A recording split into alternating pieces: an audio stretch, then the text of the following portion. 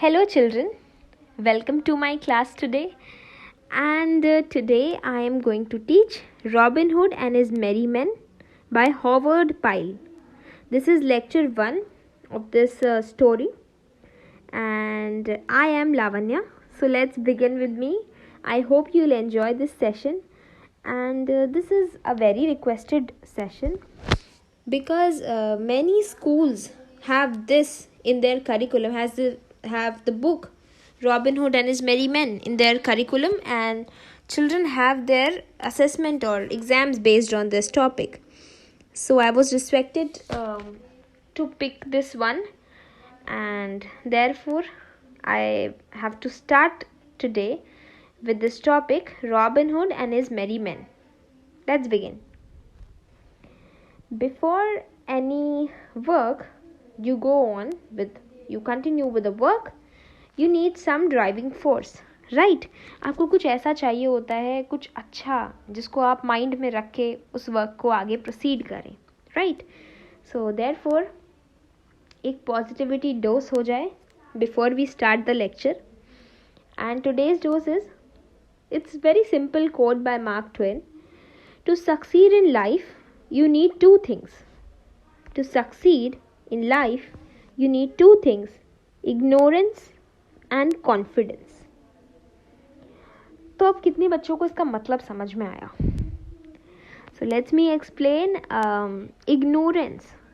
अगर आपको सक्सेस चाहिए, if you want to succeed, you need ignorance. Ignore those people, ignore those people or someone who is around you, who is discouraging you.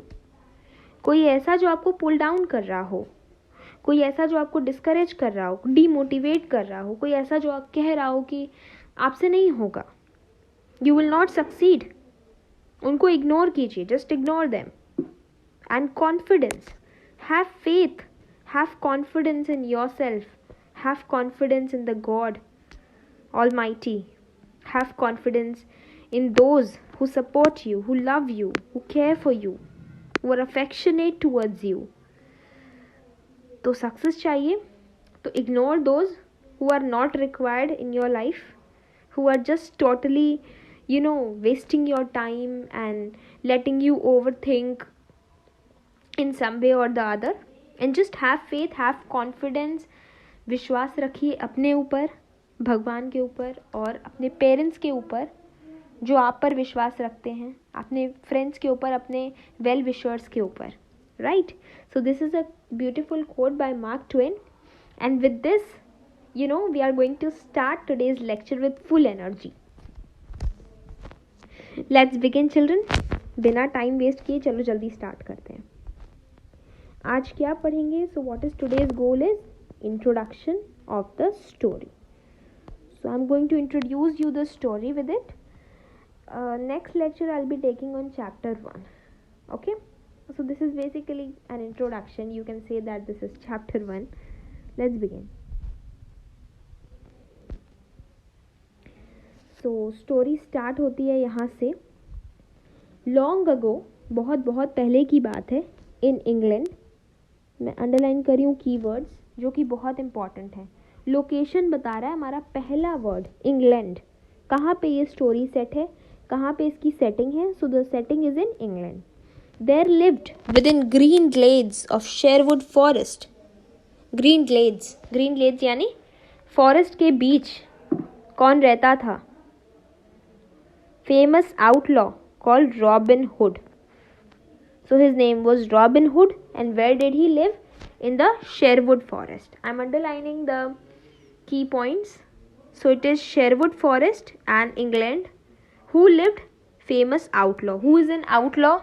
Outlaw कोई ऐसा व्यक्ति, कोई ऐसा person जो कि rules and regulations को नहीं मानता, by the state, by the government, कोई rules and regulations को obey नहीं करता. Is that clear बच्चा party? Everyone? Is that clear?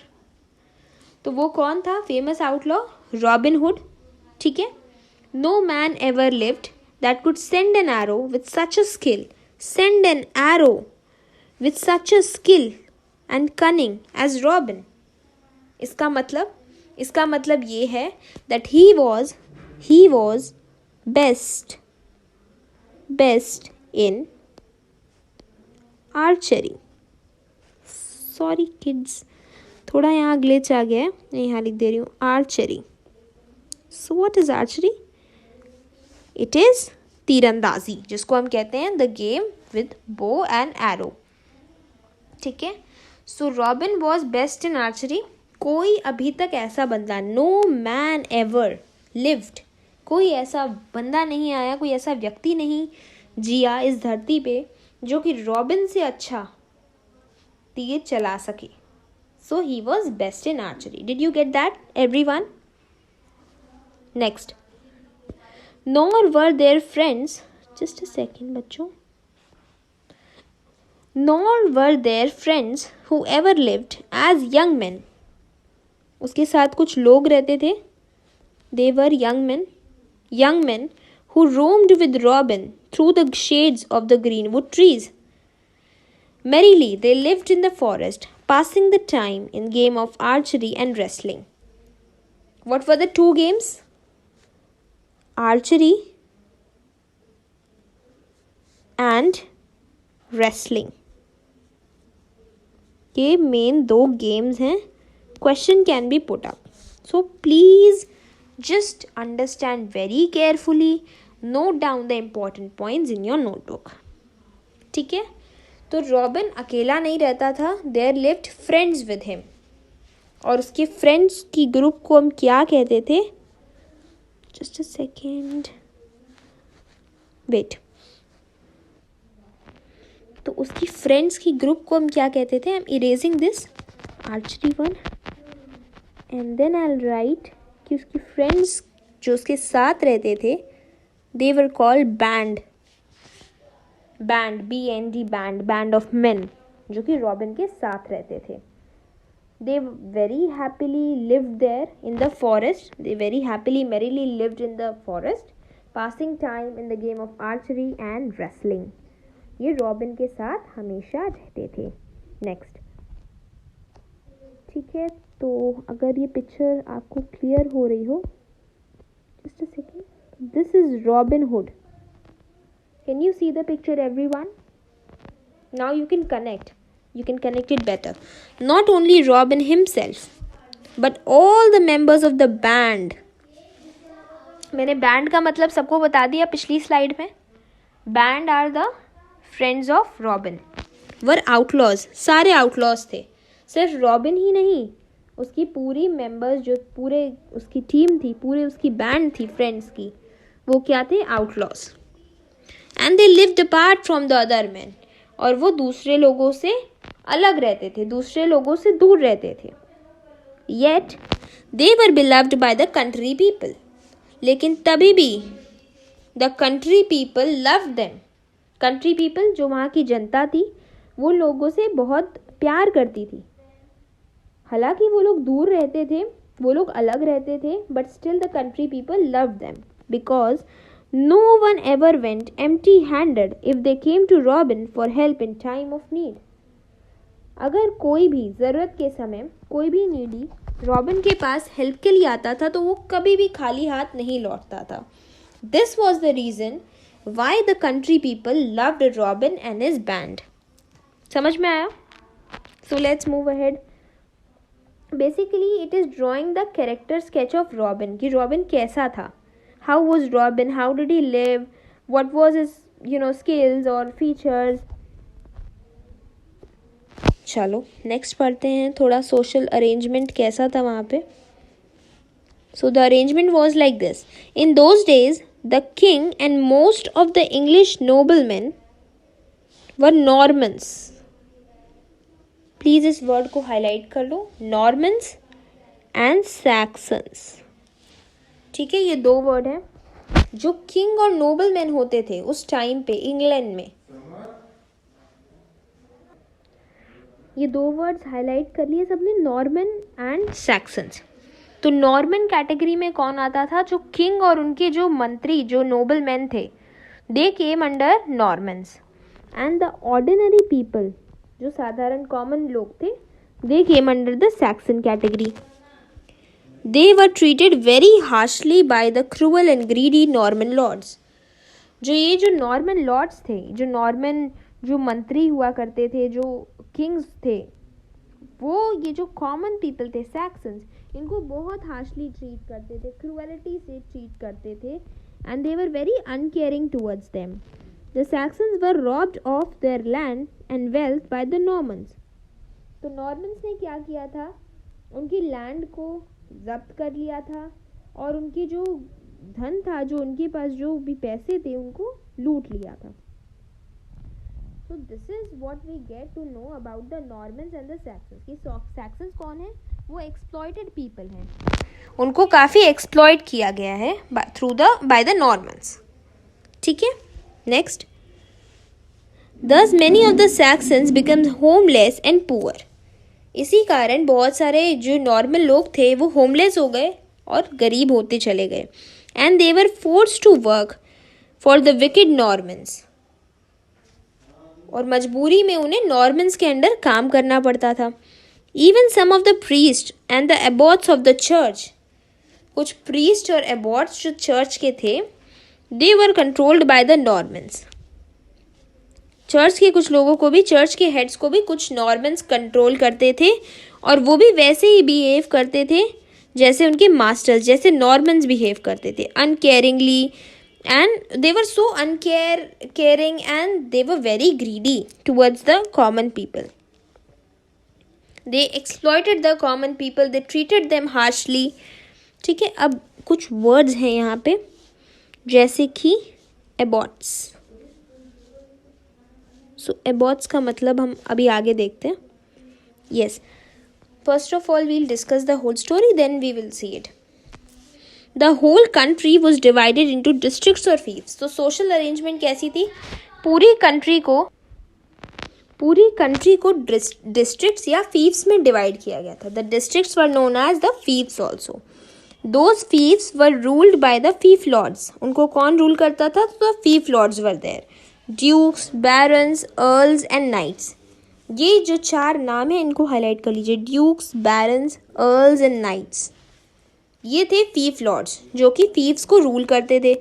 They have their own money, they minted their own money, they tax the people living there and also acted as जजेस of the courts. ठीक है, तो ये लोग के पास अपना पैसा, ये लोग अपना पैसा पब्लिश कर सकते थे, अपना पैसा बना सकते थे. They minted, they could tax people, those were the people who were living there. Also कोई भी ऐसा मैटर होता था तो वो they acted as judges for their courts. Fiefs had agricultural land. उनके पास agricultural lands थे, forests थे, pastures थे, जो animals को graze करने में use होते हैं, pastures. So they were basically the head of everything. They held control over the agricultural lands, forests and pastures. Is that clear, everyone? Now we are going to discuss there are certain words in this chapter, certain special words जिनकी meaning जानना ज़रूरी है. So we are going to discuss those.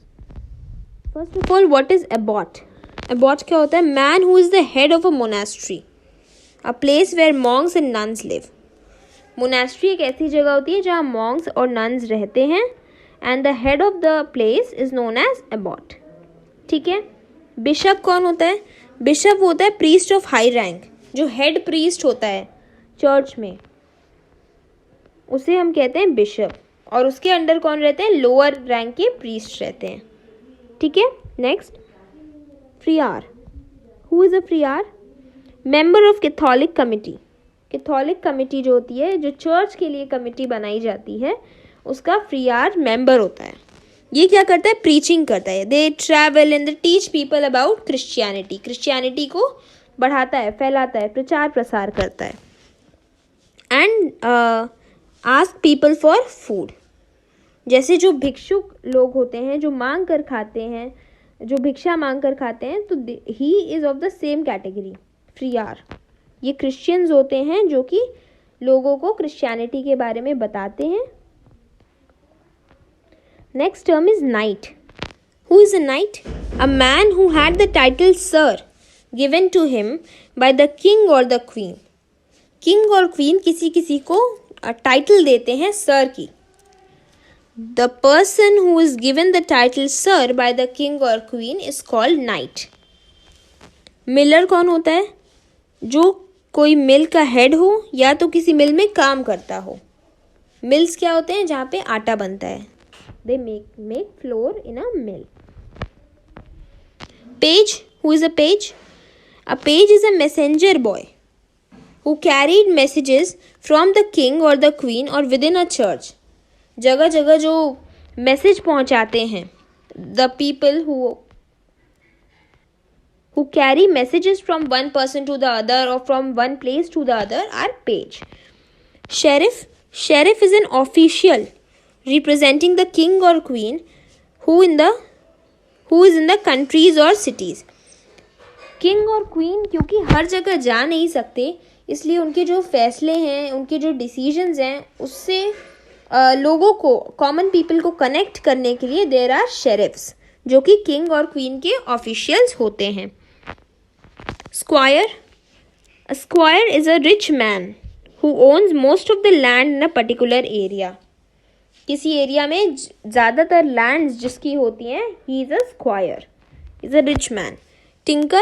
A tinker is a person who traveled from place to place selling or repairing things.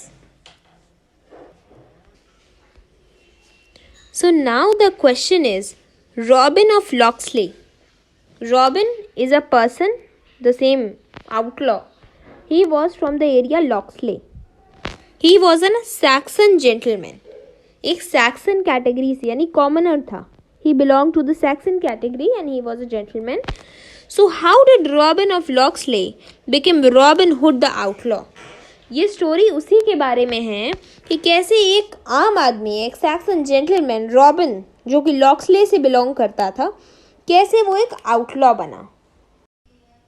Now children, what we are going to cover is the chapter 1, that is introduction through a flow chart. So are you ready kids? Let's begin.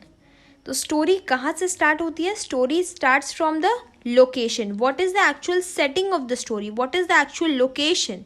The location is the Sherwood forest. The Sherwood forest in Locksley. Locksley is a place in England. Is that clear? This is point number 1 which has to be noted. Done. तो सबसे पहली चीज़ हमें क्या याद रखनी है? The location और the setting of the story, जो कि कहाँ है? Sherwood forest in Locksley, that is a place in England. Clear? Point number 1. अब हम अपने मेन प्रोटैगनिस्ट या मेन कैरेक्टर की बात करते हैं. स्टोरी में हमारा मेन कैरेक्टर कौन है? Robin Hood. ठीक है. Robin hood. Who is robin hood? He is an outlaw. Outlaw कौन होता है? So children, who is an outlaw? Outlaw वो पर्सन होता है जो कि किसी रूल्स एंड रेगुलेशंस को नहीं मानता. आउटलॉ कौन होता है? मैं फिर से बता रही हूँ. आउटलॉ वो होता है जो किसी रूल्स रेगुलेशंस को नहीं मानता. ओके. तो हमने रॉबिन हुड के बारे में क्या पढ़ा? उसके फेवरेट स्पोर्ट्स थे archery and wrestling. He was an outlaw. जो भी किंग्स के बनाए हुए रूल्स रेगुलेशंस थे, रॉबिन उसे नहीं मानता था. Robin was very helpful. He helped all the needy in the times of need. समझ में आई बात? Next, he was beloved by the country people. जो जनता थी वो रॉबिन से बहुत प्यार करती थी, उसे बहुत चाहती थी. So this is all about Robin. अब वहाँ का अरेंजमेंट कैसा था? जिस जगह की हम बात कर रहे हैं, जिस टाइम की इंग्लैंड में हम बात कर रहे हैं, वहाँ का सोशल अरेंजमेंट कैसा था? तो वहाँ के लोग बेसिकली 2 पार्ट्स में डिवाइडेड थे. सम वर नॉर्मन्स, कुछ नॉर्मन्स थे, and the other common people were Saxons. Normans and Saxons. ठीक है. नॉर्मन्स कौन होते थे? तो जो किंग होते थे, Kings, and the noble man, जो उनके मंत्री वगैरह होते थे, जो राजा और उनके मंत्री होते थे, they came under the Norman category.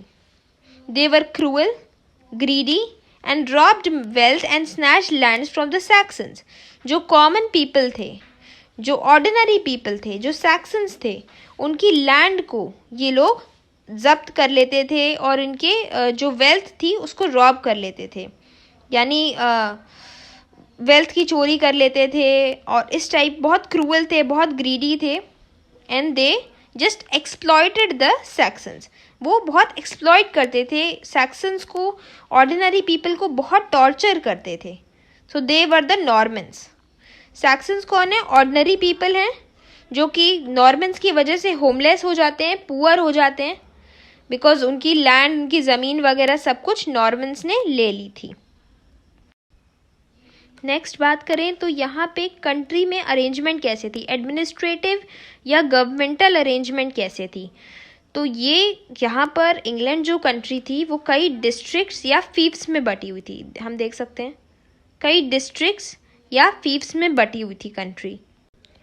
You can see there are different districts और फीफ्स, FIEFS, फीफ्स।